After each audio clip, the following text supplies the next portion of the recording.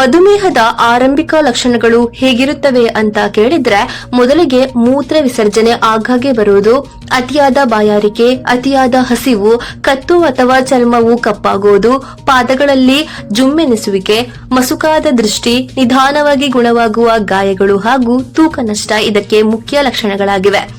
ಒಸಡು ಸಮಸ್ಯೆಗಳು ಮತ್ತು ಬಾಯಿಯ ದುರ್ವಾಸನೆ ಅಲ್ಲದೆ ರಕ್ತದಲ್ಲಿನ ಸಕ್ಕರೆ ಮಟ್ಟದಲ್ಲಿನ ಏರಿಳಿತಗಳು ಮೆದುಳಿನ ಮೇಲೂ ಪರಿಣಾಮ ಬೀರುತ್ತವೆ.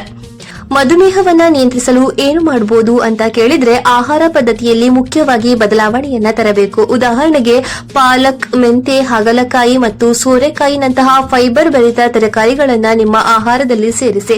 ಸಕ್ಕರೆ ಬದಲಿಗೆ ಓಟ್ಸ್, ರಾಗಿ ಅಥವಾ ಕಂದು ಅಕ್ಕಿ, ಸಂಸ್ಕರಿಸಿದ ಹಿಟ್ಟು ಮತ್ತು ಬಿಳಿ ಅಕ್ಕಿಯಂತಹ ಸಂಕೀರ್ಣ ಕಾರ್ಬೋಹೈಡ್ರೇಟ್ಗಳನ್ನ ಆರಿಸಿಕೊಳ್ಳಿ. ಇನ್ನು ದೈಹಿಕ ಚಟುವಟಿಕೆಯನ್ನ ಹೆಚ್ಚಿಸಿಕೊಳ್ಬೇಕು. ಊಟದ ನಂತರ 10 ರಿಂದ 15 ನಿಮಿಷಗಳ ಕಾಲ ನಡೆಯುವುದು ರಕ್ತದಲ್ಲಿನ ಸಕ್ಕರೆಯ ಏರಿಕೆಯನ್ನ ಕಡಿಮೆ ಮಾಡಲು ಸಹಾಯ ಮಾಡುತ್ತದೆ.